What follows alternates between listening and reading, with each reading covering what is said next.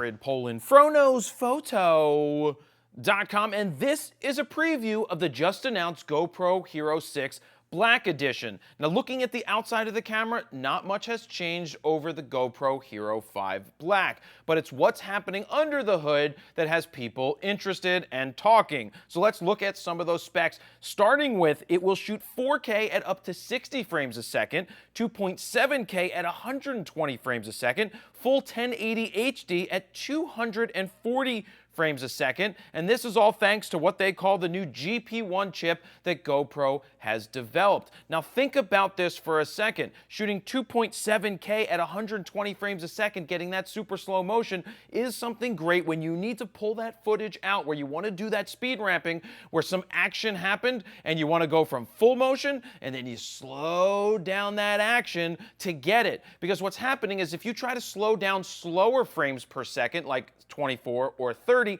it just doesn't look as clean or as good. So that's why having 1080 at up to 240 frames a second full HD is really nice to have. If you really want to slow down that peak action, then you're going to be able to do it with this camera. Now, they say that the GP1 chip doubles the processing power of the Hero 5 Black, which is pretty good. That's why they're capable of doing such high frame rates. Also, they're now allowing you to save an H.265, the HEVIC format, which Apple has also started using in iOS 11. You can shoot 12 megapixel stills at up to 30 frames a second.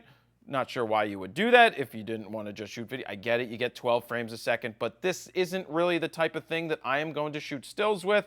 But if it's what you want to shoot stills with, then so be it. Go for it. They've also talked about the new digital image stabilization. Now, no, it's not optical stabilization, but the digital stabilization in a lot of cameras today has gotten really, really good. What tends to happen is, say you're shooting at 2.7K and you have image stabilization on, it's going to use some of that 2.7K, shrink down a little bit, and then stabilize by cropping down on the frame that you're recording. Now, that gives you some super smooth footage that, from what I've seen from what GoPro has posted, of course their footage is going to look great, looked really good. But I can tell you from using the Canon 6D Mark II and using its digital image stabilization for vlogging, it works really well, and I think it's going to work really well inside of this GoPro. Now, if you're somebody who likes to transfer your footage from your GoPro to your phone, you'll be happy to know they're now using a 5 gigahertz Wi-Fi chip, which they say is 3 times faster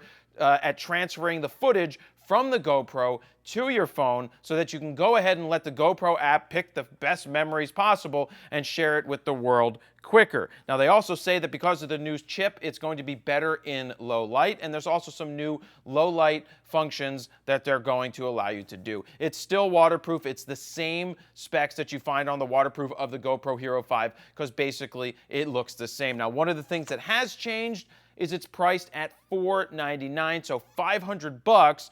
Is it worth it to you? Are you somebody who would upgrade from the 5 to the 6 for the extra frame rates? Is that something that you would personally use? I'd like to hear what you guys have to think down below, what you have to say about it. Let me know in the comments. I'm not really sure, because the way that we use the GoPros, we're not really using them to slow down footage of peak action. Though, if we were doing more real-world reviews that involved hockey players or motocross, and we wanted to really freeze that down and post that, then we could go ahead and do something like that. Is it worth the extra $100 to you guys?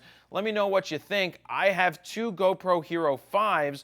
I'm not sure if we're going to add a GoPro Hero 6 Black, but if I had to guess, there's probably a good possibility that I'll buy one just so that we have it in the arsenal, just in case we want to shoot full 1080 at 240 or 2.7K at the 120 frames a second. So that is a quick preview of the GoPro Hero Black 6 edition. It's actually available today if you want to go ahead and purchase it. I'm sure Amazon, B&H, and other fine retailers may have it. Look for a link down below. And before we get out of here, have you checked out the Nikon D850 real-world review? If not, go ahead and click up on the screen if you're on YouTube to check that out. And don't forget about my app, which is free, called My Gear Vault. It's the best way to input, organize, and protect your gear.